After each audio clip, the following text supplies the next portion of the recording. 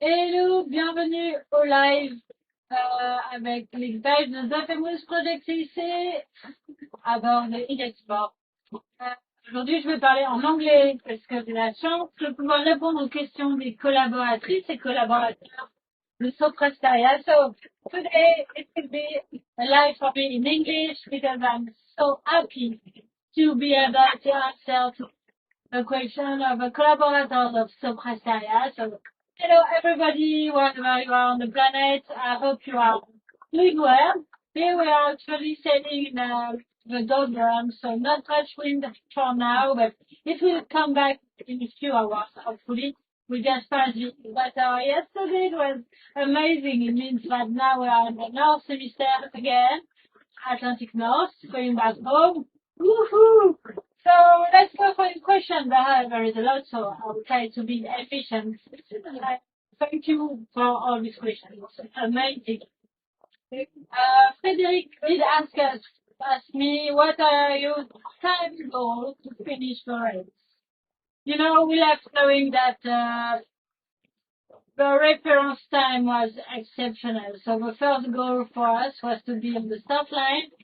Second goal was to finish this trip, this race around the world as fast as we can, for sure, and being the first summer crew to finish without stopover and without assistance, and make time reference for women around the world and set a world record. So that's exactly where we are now. This goal. So as fast as possible will be my answer for sure. And you know, we are still learning, progressing, and pushing our limits together. So if we arrive strong and united and proud of how we sail, this will be a victory. We will have succeeded this way. Next question. What's the impact of the starboard foil damage on performance from detail? So the foil is appendix on the fishing net. We are doing 30 knots of speed. It's like 60 kilometers per hour, and suddenly stop the boat.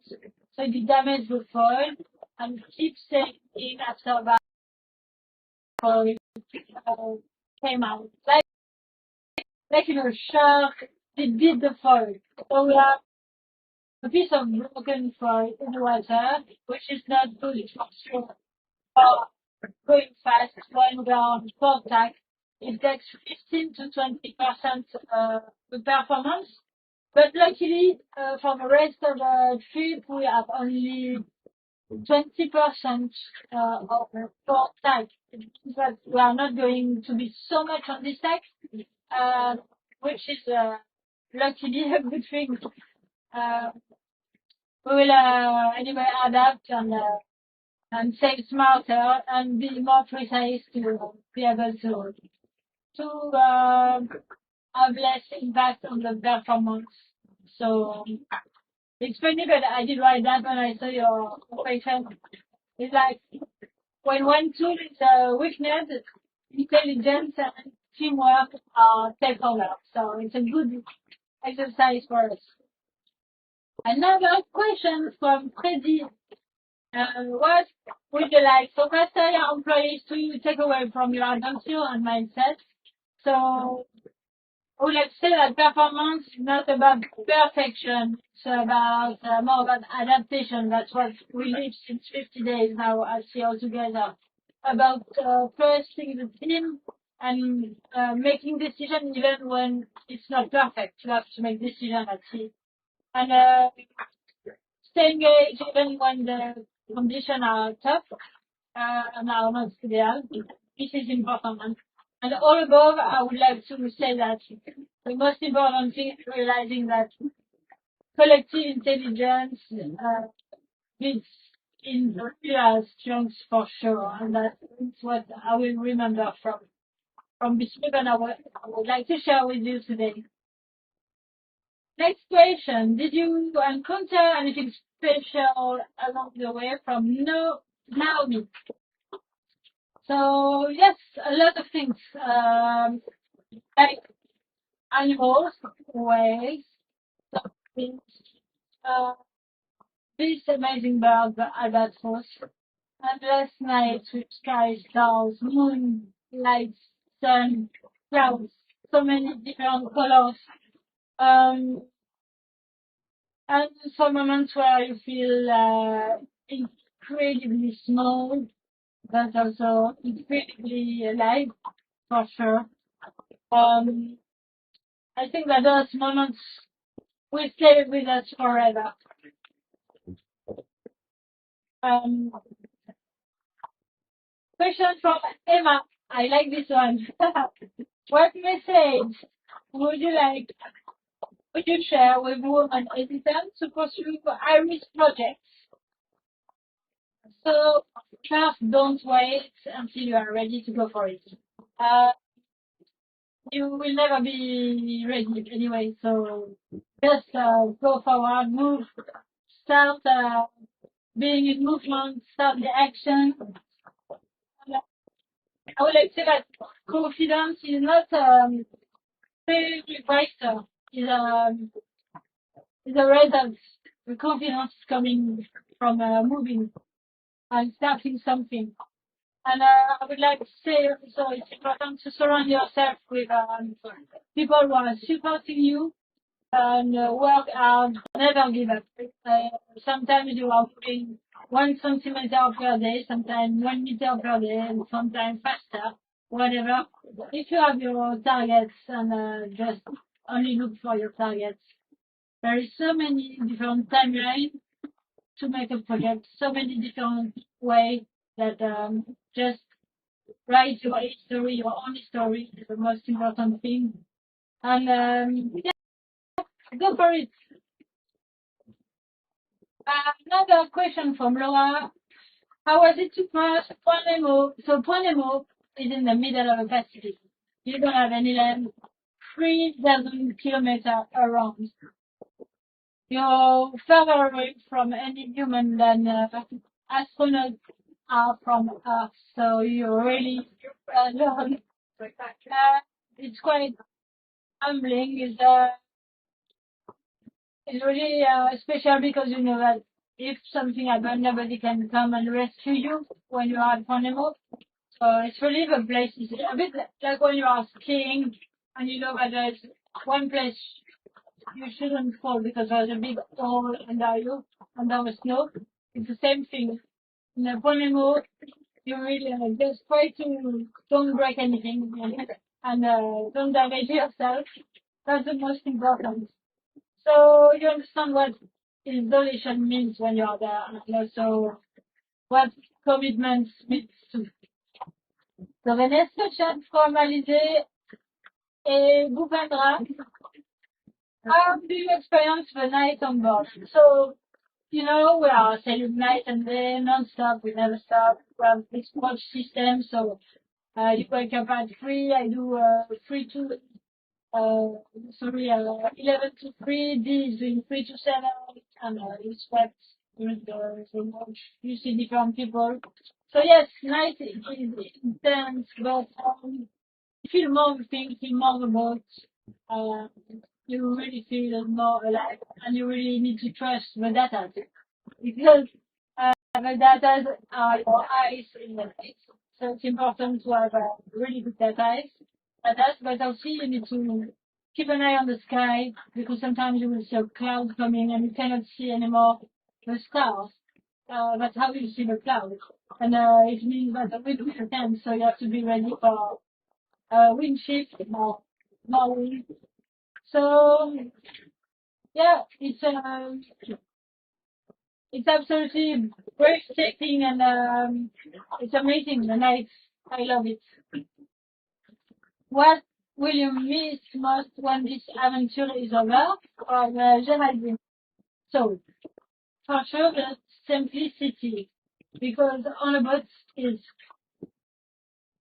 one goal per day, one boat, one team.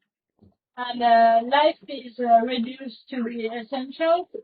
You do almost the same thing every day. It doesn't take you away from being creative or dreaming of things, having a perspective, but your life is really simple and you have to live with a few resources. For example, we have 49 days of food on board and now it's 50 days of sailing. So we just have to reach the amount of food we have things to place, which is okay. And yeah, everything you have on board is so rare and precious that it's really really simple. It's like just sail fast, stay safe, and trust each other. Next question from Beatrice. What is the first thing you feel like doing when you get back? Oh, I can't wait. You know, we are talking every day, or maybe every single hour about food. So first, hugging my loved ones will be the first thing. And after, yeah, having a good sleep without the noise, without stress, and a good food. And it's the next question from Solène is, what do you dream of eating when you arrive? So, great food, oysters, champagne, and yeah, something simple and warm that I can share with the people who are waiting for us at the finish line for sure. I want to share this moment with everyone and the food also, and I will probably have too much of it, but it doesn't matter. Next question, it's in French. I will read it in French then. Comment vous sentez-vous aujourd'hui après 50 jours en mer? Question de Valérie. So how do you feel today after 50 days at sea? About tired for sure, but also determined, focused on the finish line.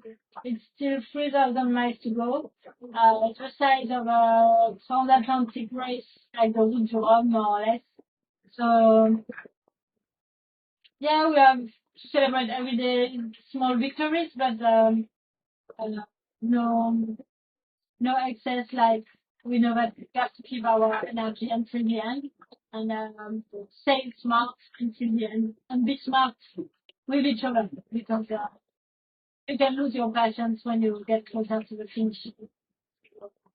As an athlete, how do you handle the frustration of not going as fast as you could? From Claire, but it's a good point as we are doing 5 knots now in the turbulence and it's really slow. So you have to remember that frustration is an information and it's not an enemy. And you learn from frustration. It means you have to recalibrate your expectation and work on it. So refocus and don't lose your energy being upset. Because frustration, like fear, is also information, and it's a different thing. What is the most impressive thing you've seen on the street? Benjamin. Benjamin is definitely the South Ocean because it's so powerful, it's so different, it's so unique, and we are so few people to have a chance to sail in the Southern Indian and Pacific. I feel really privileged and it's really scary, but at the same time, in the meantime, it's extraordinary. What are you learning from this trip from Paulina? Thank you for this question, Paulina. I think preparation matters, that's what I will learn, but also adaptability matters more. I will say that trust is built under pressure, for sure. And the limits are always further away, that's what you can think. So, yeah, we are learning all the time. Last question from Aurore. Is this experience like you imagine? Uh, no, I didn't imagine anything before starting. Like every race I just don't expect anything. I just my best for the boat, for the crew, for the team on the boat, but also for the team on shore. I'm really proud of us. I'm proud of the team on shore, the team involved, working all together. You don't see the people on shore, but we are amazing. I'm really emotional now thinking about that, but also really proud of what we are doing with our sponsor, with you guys, all the collaborators of Soprasteria, the work you did for us, uh, all the things now get imagine together for the next year to carry on sharing this amazing journey for performance, uh, human adventure, sports, technology, and yeah, it's really intense and more meaningful than anything, I think. And so I hope I will see some of you in Brest. I'm sure we'll see some of you in different other countries like Paris or London or online, another meeting all together. And thank you for supporting us. That means a lot for us. We feel our good vibes. So I give you a big kiss and see you soon in Brest. Bye bye.